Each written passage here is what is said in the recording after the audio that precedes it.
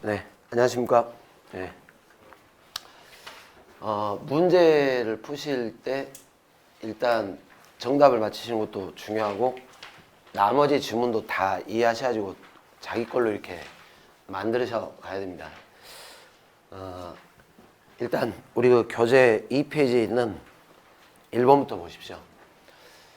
우리가 이 행정을 분류를 할 때 행정관념, 행정이 뭐냐라는 거죠. 실질적 의미가 있었고 여기 형식적 의미가 있었습니다. 이제 이런 문제를 푸실 때는 형식적 의미 행정은 그 작용을 수행하는 기관을 본다 그랬습니다. 기관. 그러니까 내용이라든가 작용의 성질 이걸 묻지 않고 기관이 행정부 소속에서 있으면 형식적 의미의 행정. 만약에 사법부가 뭐 작용을 했다면 형식적 의미의 사법 뭐 이런 식이죠.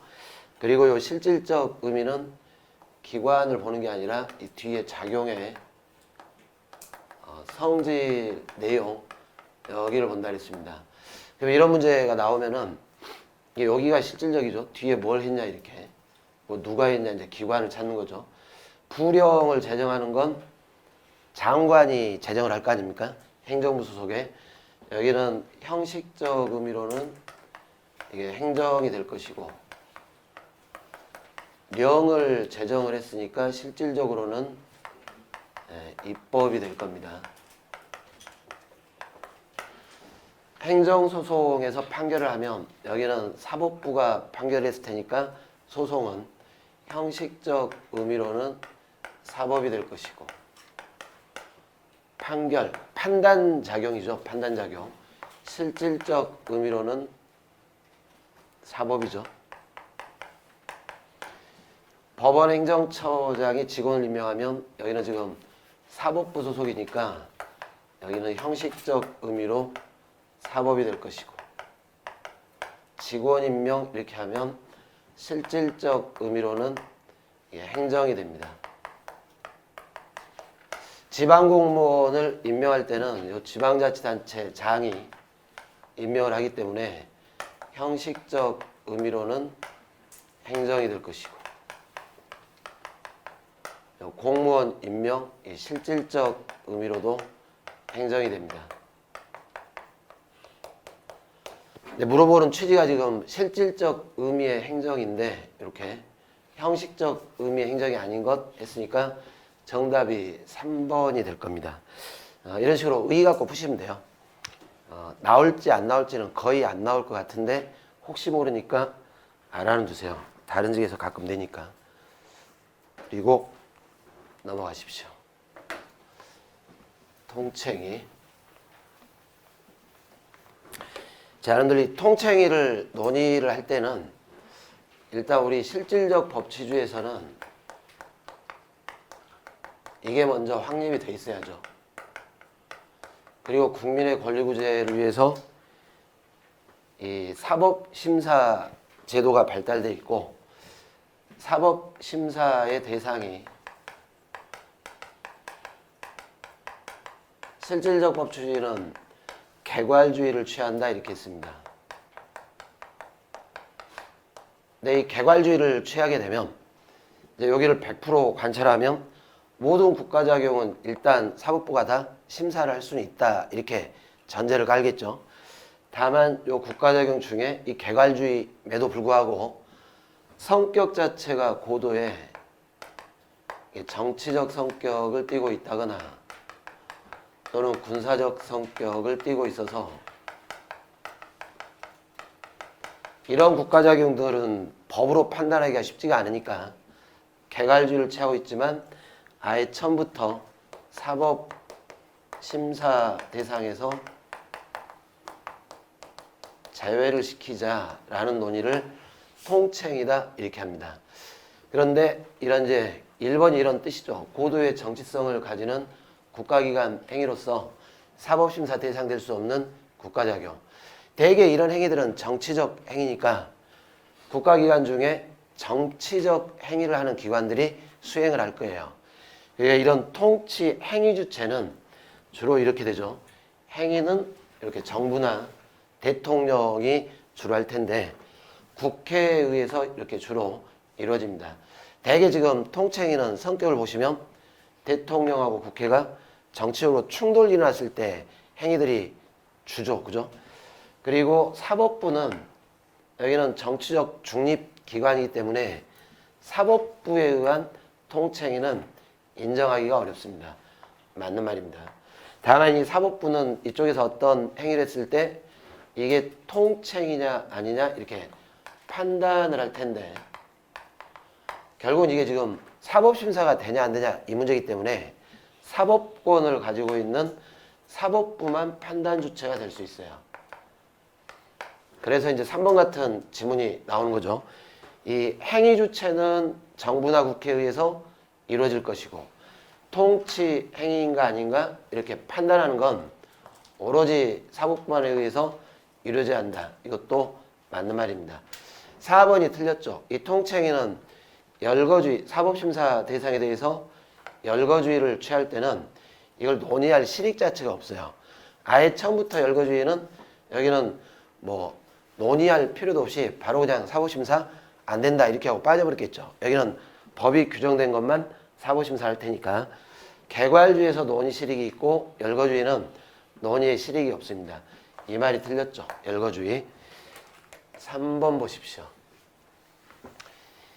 이 고도의 정치적 성격이다라고 할 때는 대개 이제 어떤 경우입니까? 이게 어떤 긴급한 어떤 상황인데 누군가가 이렇게 결단을 내리는 거죠. 여러분들 이제 이 고도를 이해할 때는 이 고도의 정치적 성격이 아닌 행위들, 이런 행위들을 찾아라 이렇게 했습니다. 주로 이게 자주 있는 행위들입니까? 거의 어쩌다 한 번씩 결단하는 겁니까? 대개 어쩌다 한 번씩이죠, 그죠? 그러니 국가작용이 반복적이거나 이렇게 규칙적으로 이루어진다 이런 행위들, 이런 행위들은 고도의 정치적 성격 이런 행위가 될 수가 없어요. 그리고 일상적으로 이루어지는 우리 국민들에 대한 행정작용들, 이런 작용들도 통치가 될 수가 없어요. 늘상 있는 행위들.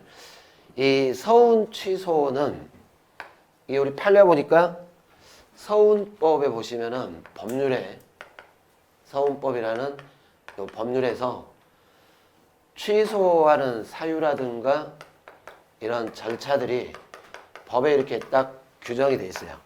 만약에 이런 절차 위반하고 서운 취소하면 그것도 위법이 되겠죠.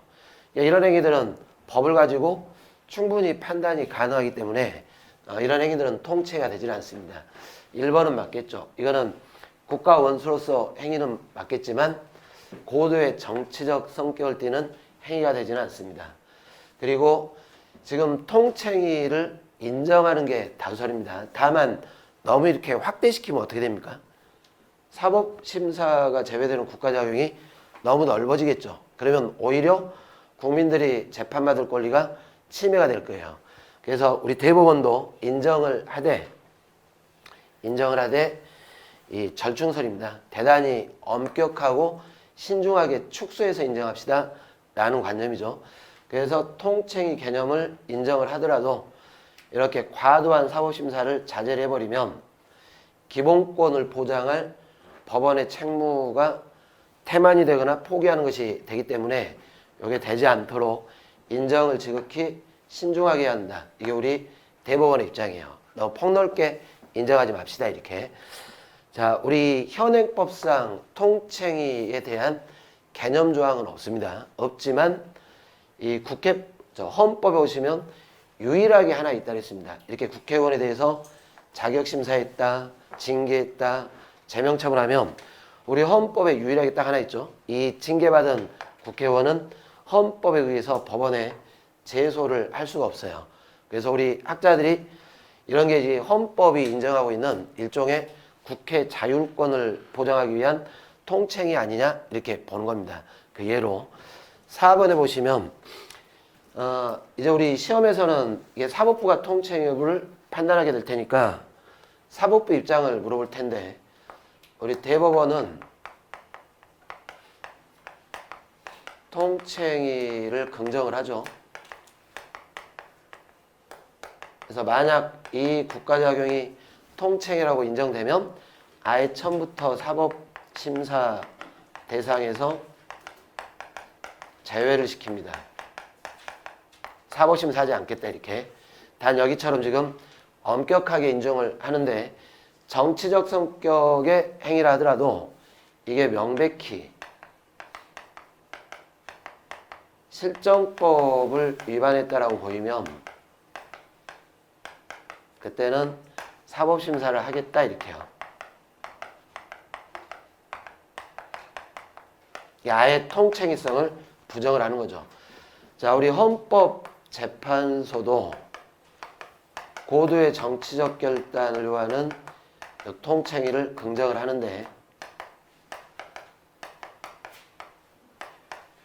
여러분들 아무리 통챙이라도 이게 법으로 판단하기는 곤란하겠지만 헌법을 위반할 수는 없다 이렇게 하죠. 최고법으로서의 헌법.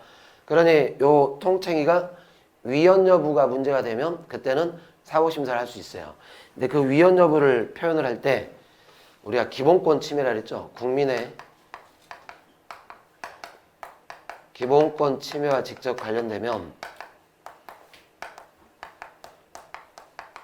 그럴 때는 사법심사를 하겠다 이렇게 합니다. 여기를 제가 판례 사건별로 사법심사를 했냐 안 했냐 암기를 해야 된다 이렇게 했습니다. 4번에 보시면 헌법재판소는 통챙이는 고도의 정치적 결단에 의해 행해지는 국가작용이므로 그것이 국민의 기본권 침해와 직접 관련되는 경우에도 심사 대상에서 제외된다. 이 말이 틀렸죠. 이렇게 위헌 여부가 문제가 될 때는 사법심사를 긍정을 해요. 그리고 이거를 사건별로 여러분들이 암기를 해 두셔야 됩니다.